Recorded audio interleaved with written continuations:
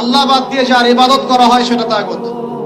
আল্লাহ বাদ দিয়ে যার ইবাদত করা হয় সেটা তাগুত। আল্লাহ বাদ দিয়ে এমন কারো দাসত্ব করা যেটা আল্লাহ রাব্বুল আলামিনের কোরআন এবং সুন্নাহ শরীয়তের মূলনীতির বাইরে, তাগুত। এমন কোন বিধান যেটার দাসত্ব করলে আল্লাহর কোরআনের বিধানকে অবজ্ঞা করা হয়, ওটাও তাগুত।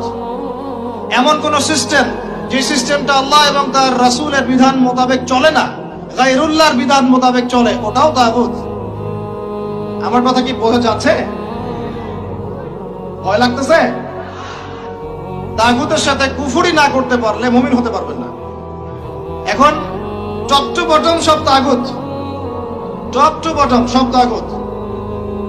আমাদের উচিত ইসলামের মধ্যে এই আয়াতের অনুযায়ী আমল করা। আল্লাহ পাক বলেছেন উদখুলু ফিস সিলমি কাফা, তোমরা পরিপূর্ণ